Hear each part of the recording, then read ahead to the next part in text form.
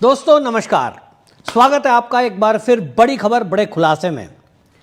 दिल्ली में भारतीय जनता पार्टी के मुख्यमंत्री बन गए और उन्हीं के साथ ही आपको बताएं कि मंत्रिमंडल ने भी शपथ ले ली है। इस मंत्रिमंडल में आप देखिए कि उनके अलावा 6 मंत्रियों को शपथ दिलाई गई है, जिसमें रविंद्र इंद्रराज सिंह, पंकज सिंह, कपिल मिश्रा, प्रवेश वर्मा, आशीष सूद, मनजिंदर सिंह सिरसा।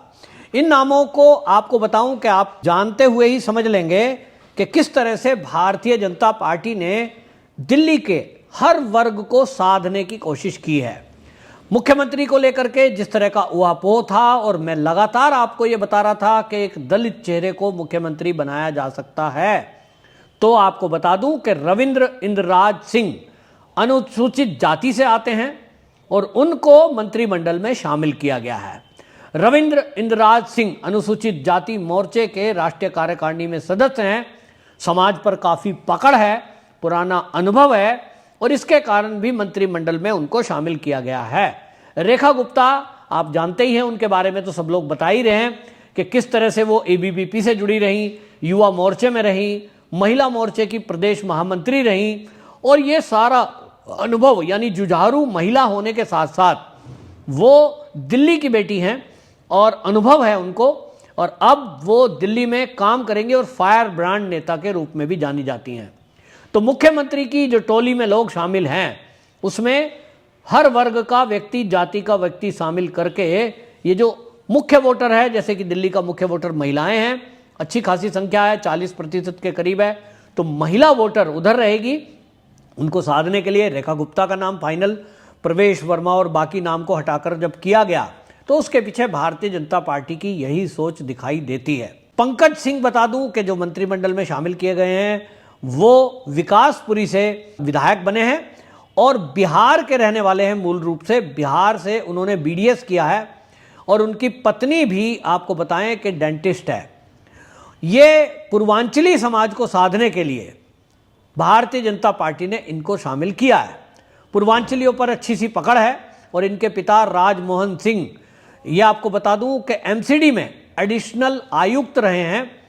तो एक पीछे से बैकग्राउंड, दिल्ली में एक मजबूत बैकग्राउंड के व्यक्ति हैं, जाति से राजपूत हैं। तो एक तरह से ये हो गया कि राजपूत समाज को भी यहां संतुष्ट करने की कोशिश है। दूसरी तरफ वो पूर्वांचली हैं, तो पूर्वांचली समाज की हमेशा से एक मांग थी कि जहां जब सरकार बनती है तो पूर्वांचलियों को मौका नहीं मिलता है, पूर्वांचलियों को अवसर मिलना चाहिए। पूर्वांचलियों की ये जो सोच थी, ये जो मांग थी, मैं कहता हूं ये डिजर्व करते हैं, क्योंकि जिस समाज का 38% के करीब वोट दिल्ली में है तो भाई उनका एक प्रतिनिधित्व तो चाहिए। और इसीलिए पंकज सिंह को बनाया गया है, जिनके ऊपर मैं समझ रहा हूं कि यमुना की सफाई की मुख्य जिम्मेदारी, छठ त्योहार कैसे सुंदरता से मने, कैसे यमुना के घाट सुंदर बने, इसके लिए वो बेहतरी से काम करेंगे, मुझे ऐसा दिखाई दे रहा है। कपिल मिश्रा को मंत्रिमंडल में शामिल किया गया है। मैं शुरू में तो बता रहा था जिस तरह से युवाओं की एक मांग थी, पूरे देश के युवा और सनातनी लोगों की, कि कपिल मिश्रा को मुख्यमंत्री बनाया जाना चाहिए। लेकिन उनकी आयु को देखते हुए और जिस तरह से वो आम आदमी पार्टी से आए हैं, उन बातों को देखते हुए, क्योंकि बहुत ज़्यादा बैकग्राउंड उनकी ऐसी नहीं है, हालांकि संघ का परिवार है, बैकग्राउंड बहुत सॉलिड है, लेकिन अभी उम्र के हिसाब से देखा जाए तो उनसे सीनियर रेखा गुप्ता है। इसलिए मेरा यह मानना था पहले से ही कि कपिल मिश्रा को मुख्यमंत्री नहीं बनाया जाएगा, लेकिन उनको मंत्रिमंडल में जरूर शामिल किया जाएगा। उनकी लोकप्रियता पूरे भारत में है, उनका एक इकोसिस्टम है और हमेशा वो हिंदुओं के लिए खड़े होते हैं। दिल्ली दंगे के दौरान हमने देखा कि किस तरह से वो हिंदुओं के बीच थे और मुकाबला कर रहे थे, और बिना डरे, आप सोचिए सिक्योरिटी नहीं, कुछ नहीं, और पूरी दिल्ली में और पूरे भारत में वो जगह जगह हिंदुओं को जगाने का काम करते हैं। तो भारतीय जनता पार्टी ने इनको शामिल किया है और एक साफ बिल्कुल इशारा है कि भाई आप बेशक उम्र कम है, अनुभव आपका समाज का ज़्यादा है, और वो जल मंत्री रहे हैं आम आदमी पार्टी की केजरीवाल सरकार में, उन्होंने वहाँ इस्तीफा दिया, यानी त्याग भी किया है। नहीं तो मंत्रिमंडल में अगर वो शामिल आम आदमी पार्टी के रहे होते तो 11 साल तो कम से कम वो मलाई मार ही सकते थे। जैसे घोटाले घपले वहाँ हो रहे हैं, ये बात अलग है कि अनेक मंत्री जेल में हैं, तो शायद कपिल मिश्रा को पहले से ही अनुभूति हो जाती है क्या होने वाला है। उन्होंने जो घोषणाएं केजरीवाल को लेकर भी की है, वो कई उनकी भविष्यवाणियां सच हुई हैं। उन्होंने कहा था जेल जाएंगे तो जेल गए, तो इसलिए शायद कपिल मिश्रा का सिक्स सेंस काम कर रहा होगा कि इन दलों के साथ रहेंगे तो जेल जाना पड़ सकता है।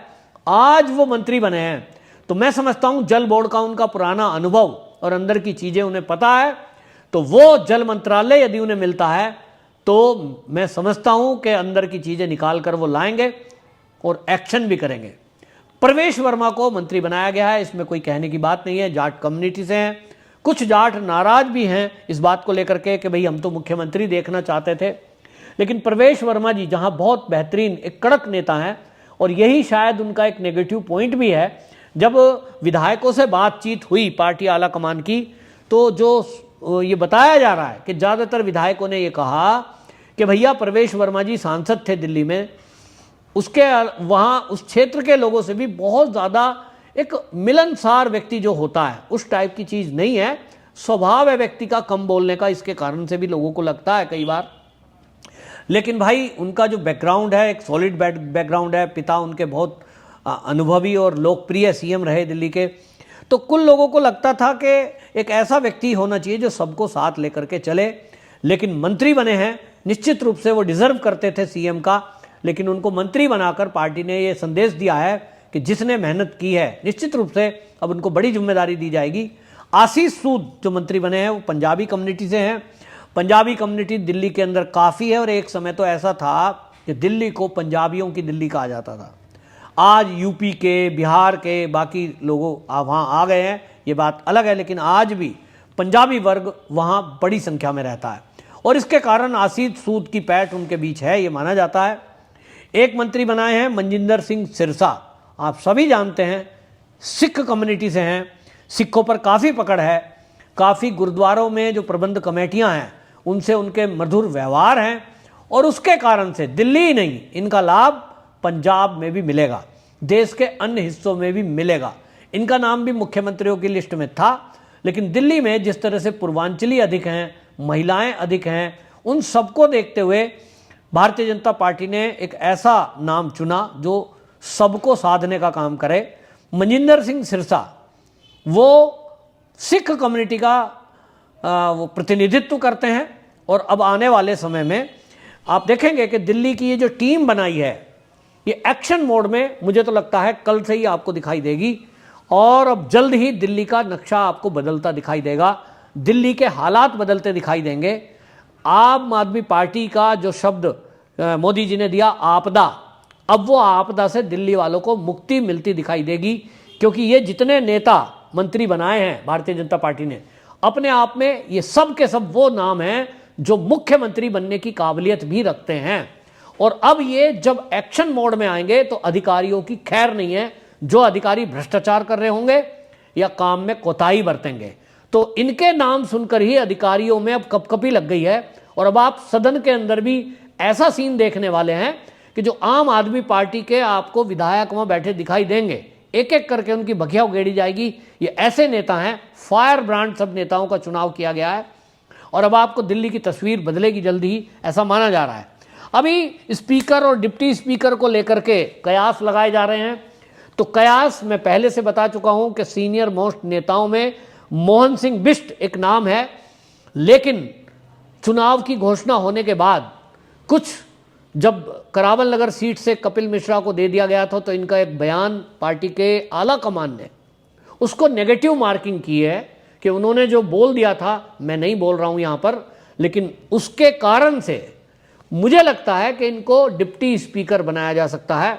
और स्पीकर में विजेंद्र गुप्ता, उनका नाम अब मेरे पास इस तरह से आ रहा है कि भाई इनको शायद बना दें, तो देखते हैं डिप्टी स्पीकर किसका चयन होता है। लेकिन बहरहाल मंत्रिमंडल एक संतुलित मंत्रिमंडल है, एक अच्छे नेताओं का चयन किया गया है, सबको साथ लेकर चलने वाली ये टीम बनाई है, और ये बेहतरीन टीम अब दिल्ली नहीं पूरे देश में एक उदाहरण बनाकर प्रस्तुत करेगी, ऐसा मेरा विश्वास है। आपकी क्या राय है? कमेंट बॉक्स में जरूर लिखें, वीडियो को शेयर भी करें।